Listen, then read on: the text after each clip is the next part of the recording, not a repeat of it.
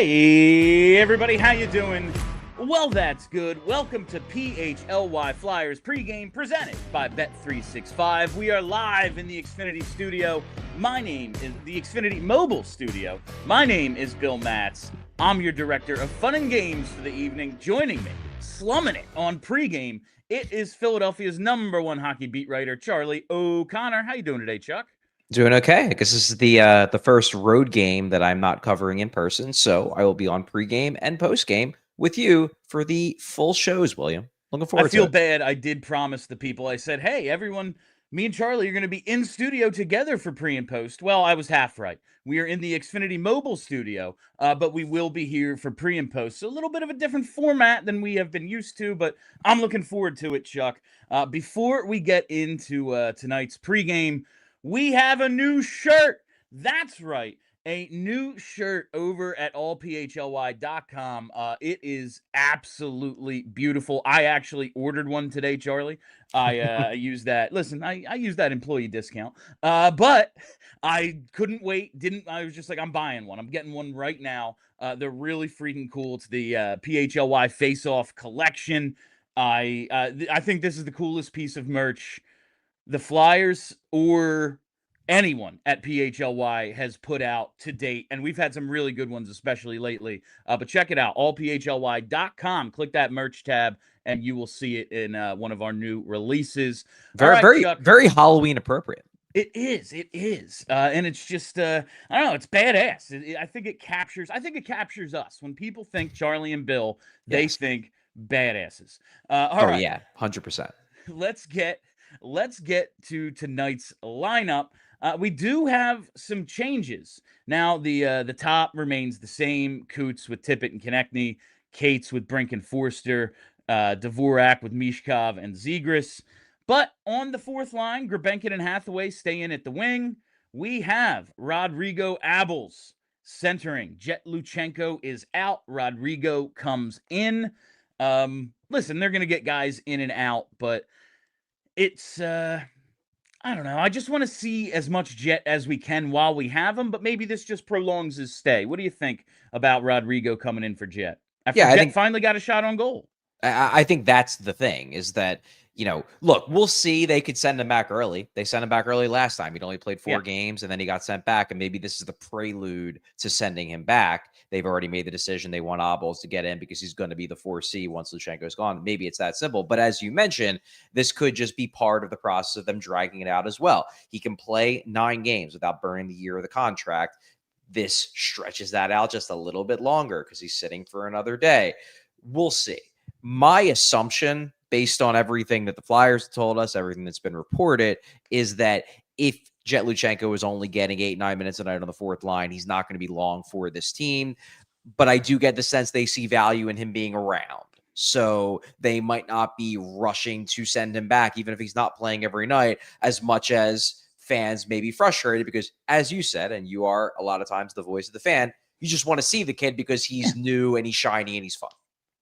And I just want to see what happens if he gets that shot. We talked about it on yesterday's show. Like, if they are going to send him back, like, let's see him one time in the top 9. Let's see him one time with Tippett or Mishkov or Konechny or somebody who might be able to take a little bit more advantage of his playmaking ability, something like that. Now, I get it. You got to earn your ice time, and other dudes are just going better right now. He hasn't really stood out. I think he's treading water fine. He doesn't look like, oh my God, this kid's never going to play in the NHL. Like, right now, he's probably fine. It would be cool if he was better. But at 19, I'm not, like, all that concerned. I got this question on Twitter early. I think me, you, and Kelly were all tagged in it, Charlie. Like, just the idea of everyone assuming he's going to be sent back. And I just think it's like, that's the logical thing. And they kind of told us, like, yeah, man, if he's playing 8-9 minutes, what's the point? If he was to kind of stick around in this role past the 9-game tryout, would you have a major problem with that? Like, if he's in this role and, like, on pace to play 60, 65 games, maybe he eventually earns himself December, January as he gets more accustomed, a little more responsibility on the PK or gets some games, gets some shifts higher in the lineup. Would you think that would be bad for his development? Yes. Okay. If he's getting 8-9 minutes a night on the fourth line, and we end the season and he played in 52 games, averaging 945 minutes per game, yes, I would think that was a waste of his time and a bad way to develop him. However, there is a world where he could stay and that not be how it plays out. Maybe he stays. One thing that they are technically allowed to do, I don't know if they're going to do this, but I know that what has been done before with guys in this sort of limbo area is if he sits for 5 games, 5 straight games, they could theoretically give him a conditioning stint in the AHL. And that's one way to get around the 19-year-olds aren't allowed to play in the AHL. Now, granted, that conditioning stint won't last forever. It's only for a finite amount of time. Then he'd have to come back up. But they could find ways to drag this out. If you could drag it out all the way until mid-December, then you send him off to the World Juniors camp. Then he plays in World Juniors. Then he comes back in January. You kick the can all the way down the road to January. They could find ways to do it. But if he's only getting 8-9 minutes a night on the fourth line, and that's the role he plays in all year, no, that's dumb, and that's not going to help him develop. I wouldn't necessarily be opposed to him spending the whole year on the fourth line, but he's got to be getting more than 8-9 minutes. You got to be finding ways to be getting him extra shifts, on the third line as 3C, get him some penalty kill time. He's got to be averaging 12, 13 minutes a night for me to think this is worth anybody's time. And it doesn't seem like, at least right now, that Rick Tocchet is prioritizing adjusting his rotation to get Luchenko an extra 4 or 5 minutes a night. He's only cared about running the guys who are helping him win games, and fair. But if he's not going to prioritize it, then no, I don't see a point to having him stick around to play 50 games at 8 minutes a night. Yeah, I fully understand that. I just, I'm living in this world where there's the possibility. Eventually he just gets more comfortable. He just starts to kind of figure some more things out.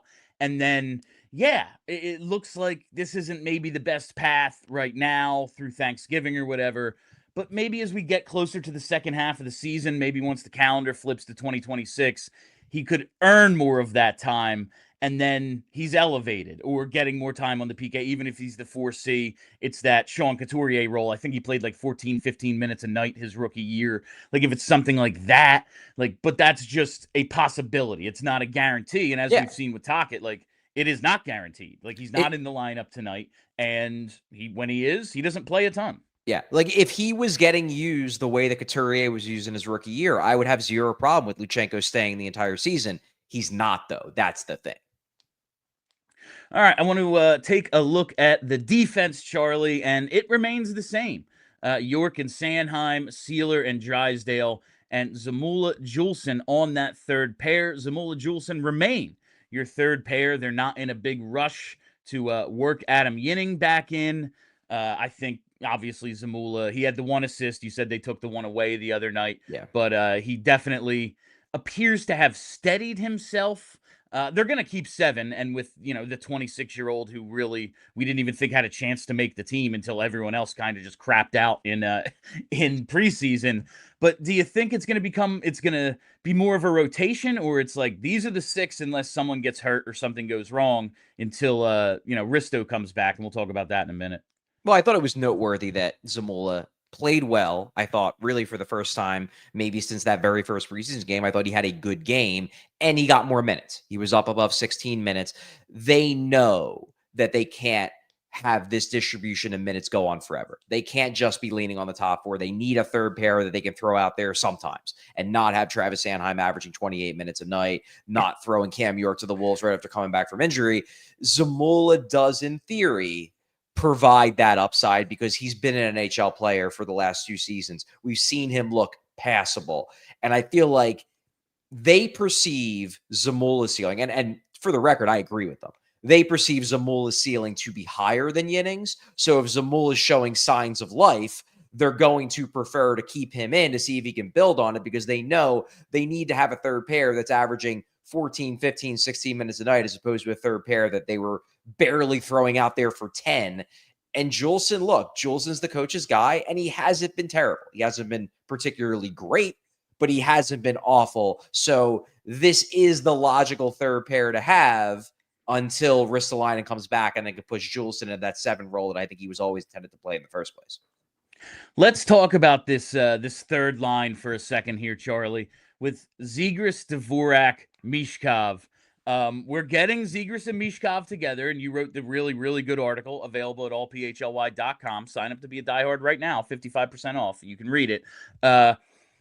We're getting them together, but it seems like Dvorak is the center, but it's not as if Zegras isn't getting reps at center. And then we saw it late in the last game where Gurbenkin kind of jumped up, and you floated this idea of like, well, maybe it's more of a top 10 than a top 9. And in certain situations, it could make sense. They're up a few goals in the last game. So in the third period, it's like, why not give these guys a shot together? Why not get Gurbenkin a few extra shifts? Why not have Z at center a little bit more? But right now, it's Dvorak centering Zegras and Mish.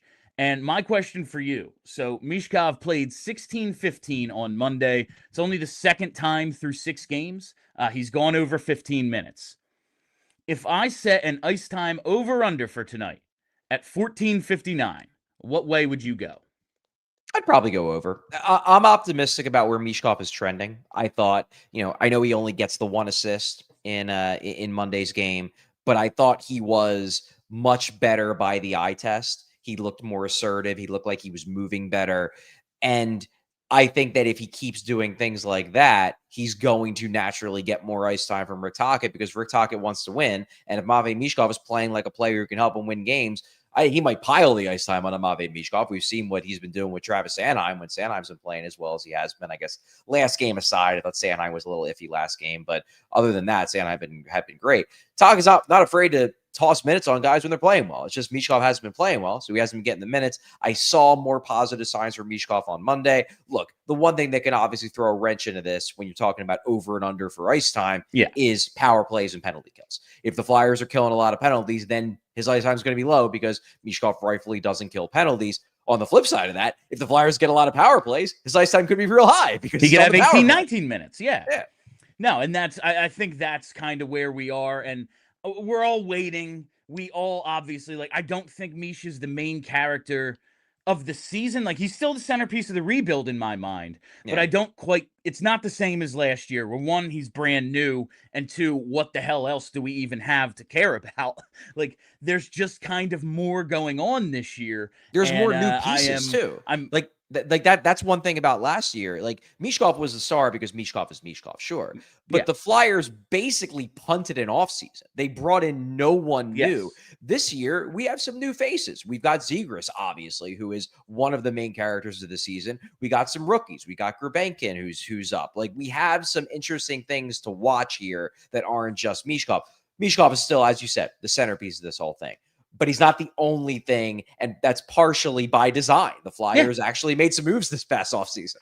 They did, and a lot of them are paying off. We'll talk about the goalie in just a minute, but we did get some other lineup news today, Charlie. Kevin Kurz tweeted this afternoon that both Risto and Bonk are about 5 to 6 weeks away from playing. Obviously, barring setbacks, they're still coming back. Bonk from the upper body injury, Risto from the tricep surgery, and it's assumed Bonk will start in the AHL because, listen, he hasn't played in the NHL at all.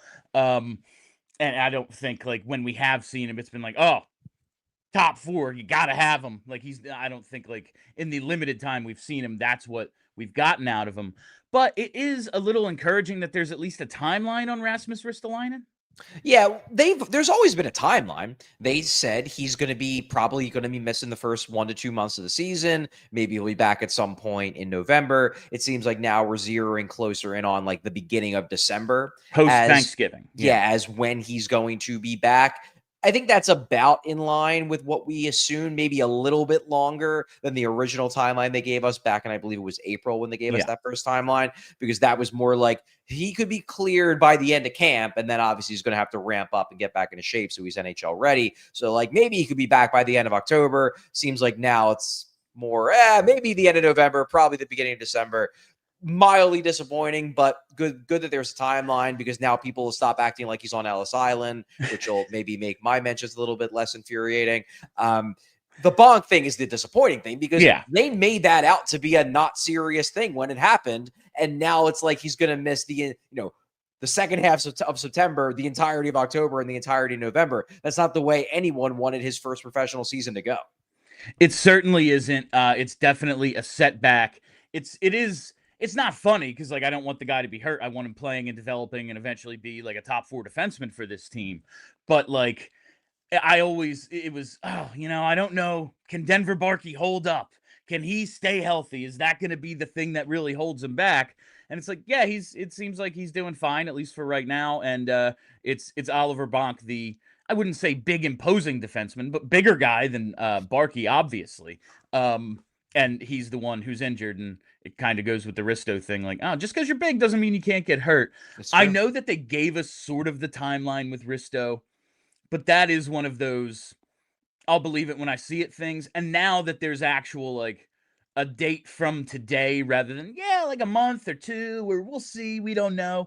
This just feels a little more concrete, and so I have a little more optimism that we will see him, and good for him because I want him healthy to be able to play in the Olympics. It's cool to be able to represent your country, and if he's able to do that, barring any setbacks, that would be great because that's in February, I believe. Yes. So he's got some time to make up there. All right, we are going to talk about the goalie. We are going to talk about the returning former franchise player and share our bets in just a minute. But first, I got to tell you about our presenting sponsor.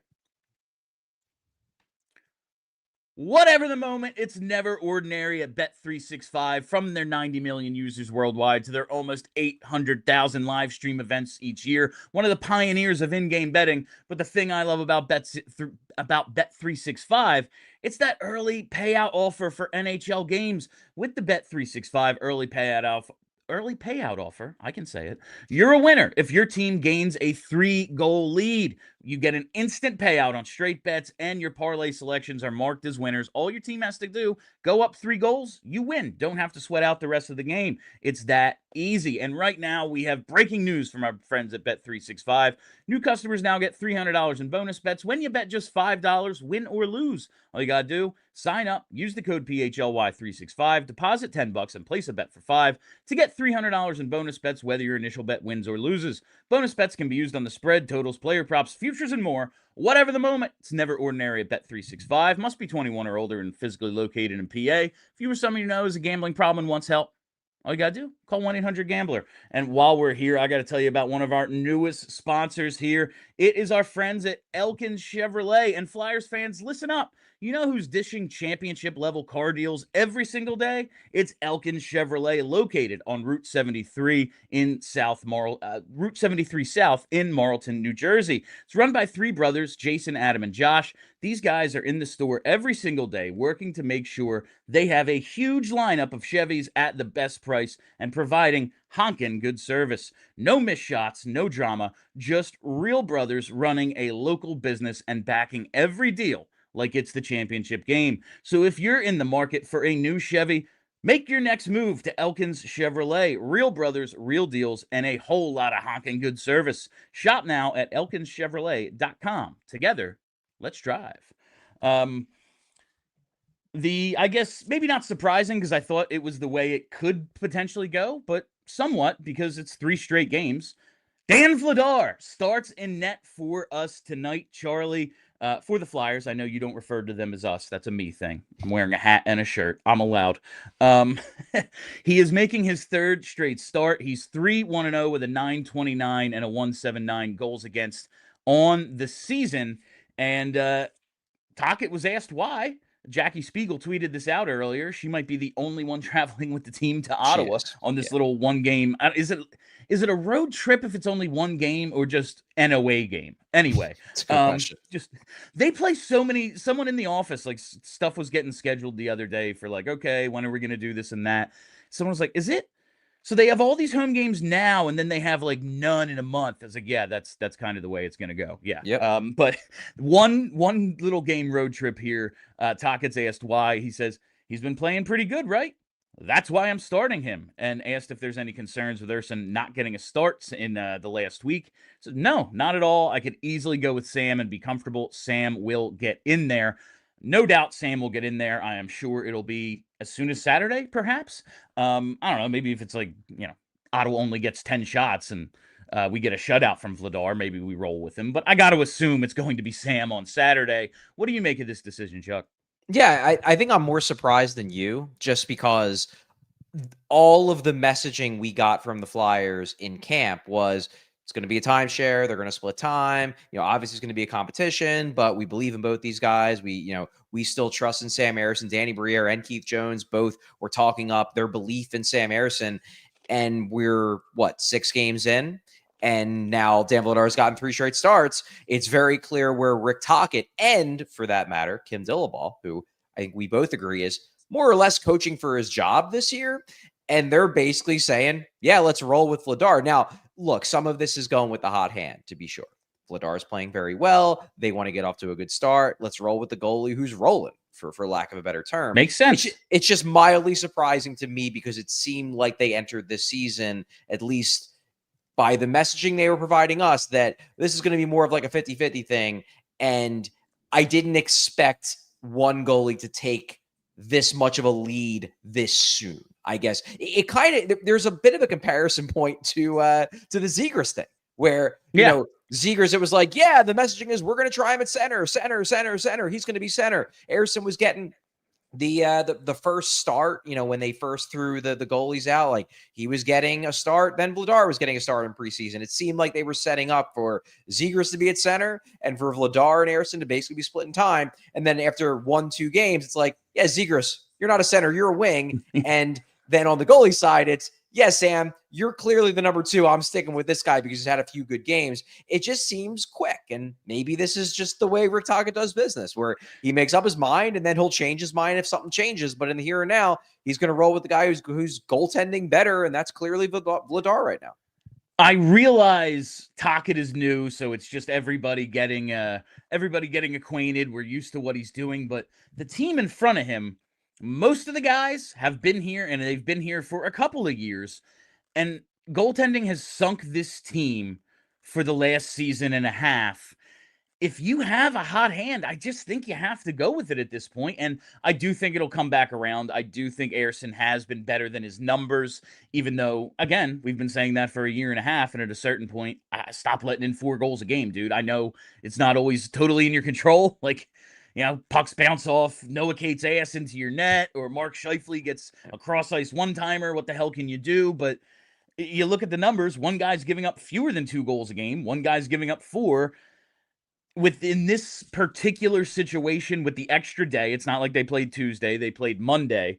And with Ersson having, I know you don't care about this, but I don't. Ersson having the good career numbers against the Islanders, if I'm looking to get the most out of Sam, get his confidence going, I'm going to play him against the team that I think he can beat. And that's the Isles. And listen, I want to win this freaking game, and the better goalie is Dan Vladar, at least through the first 6. So I definitely don't have a problem with it. And I am happy that it's a competition in that you actually have to play well to get your time. Now, that's not to say Vladar is going to get 68 starts this year. We both know that isn't going to happen, barring something really unforeseen happening. But I like the idea that this is, yeah, you better play well or you're not going to be playing. Yeah, and I think truthfully, it's more about Vladar than Ersson. I know that, and I just can tell based on the comments on YouTube and the comments I get on the social medias, but a large portion of the Flyers fan base is just ready to like fire Sam Ersson into the sun. So most people are thrilled because it's like, well, I don't have to watch Sam Ersson. I get to watch the new guy who has been playing well and who I don't absolutely despise, because it just seems like right now a lot of people really despise Sam Ersson. I don't think this is necessarily a shot at Sam Ersson, because I don't think Sam Ersson has been bad to start this year. Obviously, he's lost those games, but game 1, there's a world where they don't overturn that goal. And we're talking about Sam Ersson playing real well against a good Carolina team. And the other game, yeah, numbers don't look great, but honestly, most of those goals really aren't on Ersson. There's only one that I looked at and I was like, yeah, I really wish I would have had a save there. It's just they didn't give up a lot of shots, and the shots they gave up, a lot of them were either really good shots or a little fluky. So I don't think this is them saying Ersson's been terrible. I think this is more them being like, Vladar's been great, and let's keep riding with the guy who's been great. Yeah, that my framing there of like, you better play well or you're not going to play. It's really, if you play well, you will be rewarded.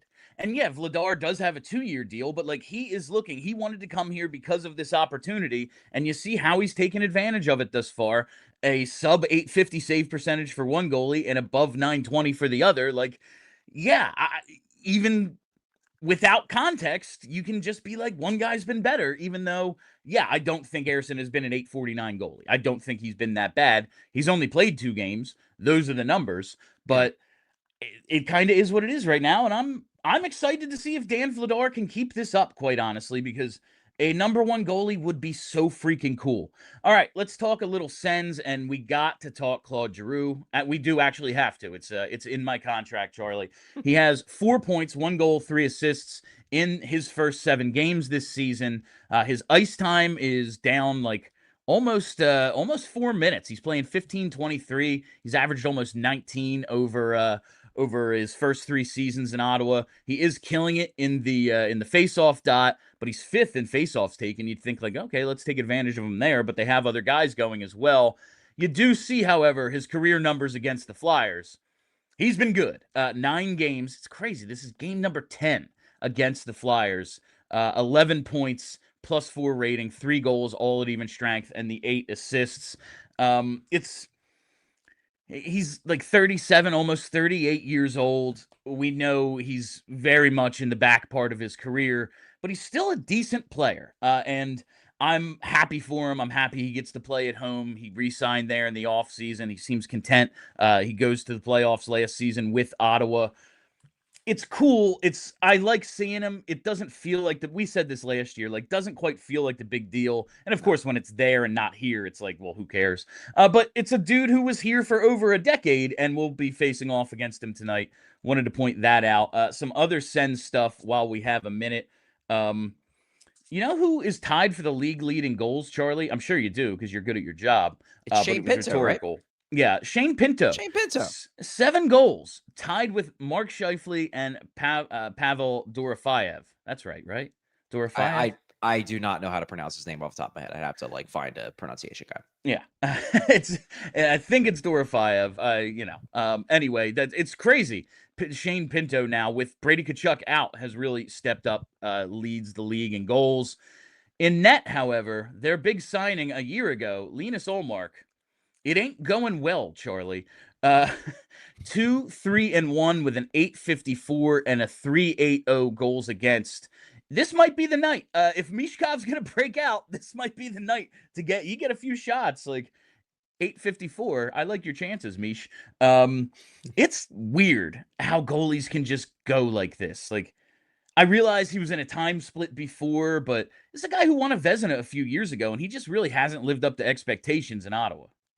That's true. That said, we are 5, 6, 7 games into the season. I'm not ready to bury Linus Ullmark just because he's off to a bad start. Was he great last year? No, he wasn't amazing, but a 909 save percentage in this day and age, that's not terrible. He did pick it up, yeah. Yeah, so he might just be off to a bit of a slow start. It happens. It doesn't mean he's a trash goalie. It just means he's off to a slow start. But for the Flyers' perspective, goalies that are off to slow starts, maybe they continue those slow starts and maybe you can take advantage of it before he figures out and remembers that, I'm an above average NHL goalie at least. All right, I got. Now I'm gonna go put a bet on Ullmark shutout, because I talk trash. And finally, for the Sens, for those of you hoping to see one of the Tkachuk brothers tonight, well, Brady's out a while. In the third game of the season, he injured his thumb. He just had surgery to repair a ligament that was completely torn. After a cross-check from Roman Josi in the third game of the season. So no Brady Tkachuk tonight. So the Flyers getting a little lucky with that one. And that brings us to tonight's pregame picks. Here's our bets and Bet365 pregame picks. Sign up, use the code PHLY365, deposit $10 and place a bet for $5 to get $300 in bonus bets. Whether your bet wins or loses, bonus bets can be used on the spread, totals, player props, futures, and more. Whatever the moment, it's never ordinary at Bet365. Must be 21 or older and in PA. If you were somebody who has a gambling problem, call 1-800-GAMBLER. 2 bets for me tonight, Chuck. Claude Giroux over half a point, +115. Of course, I pretty much always take a former Flyer to get something against the Flyers, and he's got good career numbers in his previous 9 against us. Half a point at plus money, I will absolutely take that. And Travis Konechny over 2.5 shots on goal at +145. He's had 3+ in 2 of the last 3. After putting up 0 in 2 of the first 3. Seems like maybe he's going a little bit. He scored his first goal against Seattle. I think he's going to want to keep it going, get himself on a streak. That all starts with shooting. 13 shot attempts in the last 3 games. Think he keeps that going. TK, over 2.5 shots at plus 145. Those are the Bet365 pregame picks tonight. And that's it. That is all the time we have for you on PHLY Flyers pregame. Thank you all for listening. Thanks for hanging out. If you haven't already, follow us right here on YouTube. Make sure you set that reminder bell. We'll be live as soon as this thing goes final with postgame. Follow us on Twitter at PHLY_Flyers. It's where I do all my in-game tweeting. And follow the podcast just for funsies. Search PHLY Flyers. That's it. I am Bill Matz. That is there we go. That is Charlie O'Connor. Until postgame, let's go Flyers.